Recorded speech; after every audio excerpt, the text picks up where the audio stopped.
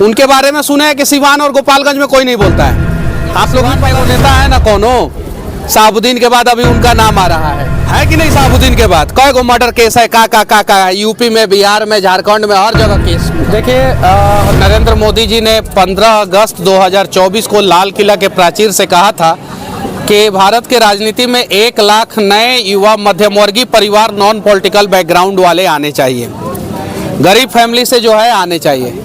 आज बिहार का भाग्य अगर और तकदीर अगर कोई बदल सकता है तो युवा राजनेता।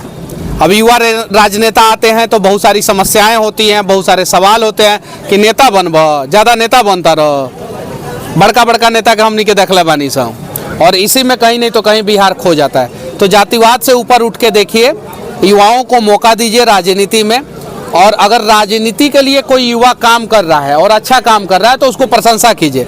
कुछ लोग कहते हैं कि नेता बनने के लिए, वोट लेने के लिए ये सब अच्छा काम कर रहा है, तो अच्छा काम कर रहा है तो आप दीजिए। बुरा काम करके, रंगदारी करके, बाहुबली करके, मर्डर वाला काम करके, 55 को 60 को केस अपने ऊपर करवा के, अभी सिवान में एगो नेता है ना कोनो साबुद्दीन के बाद अभी उनका नाम आ रहा है, अभी कौन ना पार्टी ज्वाइन करने जा रहे हैं, है ना? है कि नहीं? साबुद्दीन के बाद कई गो मर्डर केस है का यूपी में, बिहार में, झारखंड में, हर जगह केस मुकदमा है। वैसे लोगों को अगर मौका मिल सकता है तो एक युवा को मौका क्यों नहीं मिल सकता है? हम तो वैसे बाहुबली, गुंडा, वैसे मर्डरर का विरोध करते हैं, और एक मध्यम वर्गीय परिवार से उनके बारे में सुने हैं कि सिवान और गोपालगंज में कोई नहीं बोलता है। आप लोग भी पता नहीं चलाइएगा कि नहीं चलाइएगा, पता नहीं, क्योंकि ये सिवान वो धरती है जहाँ पे एगो पत्रकार के ऊपर तेजाब से साबुद्दीन जो है नहवा दिए थे। पता है आप लोगों को? पता है ना? पता है कि नहीं पता है? बदलिए बिहार, आपके पास मौका है, या तो उधर खड़े हो जाइए उन गुंडों के साइड में, या तो कुछ युवाओं के साइड में खड़े हो जाइए, बाकी आप लोगों की मर्जी। अभी के तो अभिनंदन में जो चिराग पासवान है, अभी के तो अभिनंदन में भाजपा के जो मोदी जी का हनुमान कहे जाते हैं। देखिए हम गुंडा की बात कर रहे हैं, हम गुंडा का विरोध करते हैं और खुल के विरोध करते हैं, एकदम बिल्कुल, और होना चाहिए। ऐसे लोग राजनीति में आएंगे, पूरे राजनीति को गंदा कर देंगे। कहा जाता है ना, एक सड़ा हुआ फल जो है पूरे टोकरी में अच्छे फल को सड़ा देता है, एक गंदी मछली पूरा तालाब गंदा कर देती है। तो ऐसे लोगों का विरोध होना चाहिए। इस कार्यक्रम में आज एक्चुअली जो एग्ज़ाम हम लिए थे तो उसमें 1600 बच्चे भाग लिए थे, लेकिन इस पार्टिसिपेट में लगभग 1400 के आसपास बच्चे भाग लिए। क्या वितरण किया गया आज बच्चों में? जी, फर्स्ट विजेता को जो था लैपटॉप था, दूसरे को जो टैबलेट फ़ोन था, तीसरे को एंड्रॉयड फ़ोन था, चौथे को साइकिल और पांचवें के स्मार्ट वॉच था। एग्जाम मेरा उद्देश्य यही है कि तो मेरा नारा है युवा बरौली नया बरौली।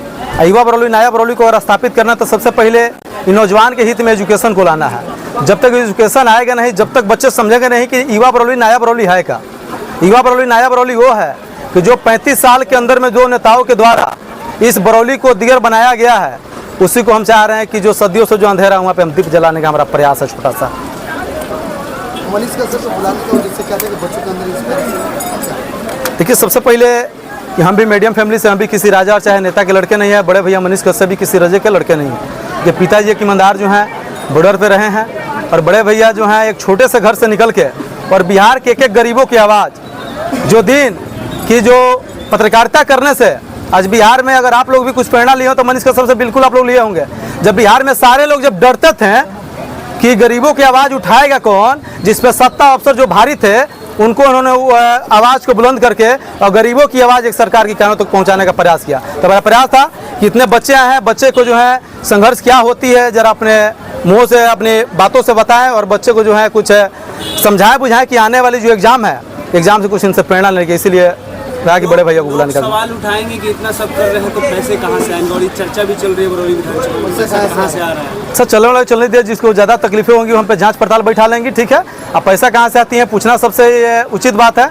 आपके पहले भी हम जो है वीडियो के माध्यम से बनाए थे कि हमारा 2 अस्पताल है, कांटी की कंपनी 8 से 10 लाख रुपये की जो है हमारी ईट जी है। अब बाकी जब 8 से 10 रुपये जब बिजनेस के क्षेत्र में तो अनेकों सारे मित्र हैं। और सबसे पहले आपको पत्रकार बंधु पता होना चाहिए कि एक एनजीओ के माध्यम से कार्य होता है, तो एनजीओ का जिनको पता ठिकाना लेना है कहाँ से संपत्ति आती है, तो हमारे एनजीओ पे जांच पड़ताल बैठा के सारी चीज़ों अपने जो है अपना पता कर सकते हैं।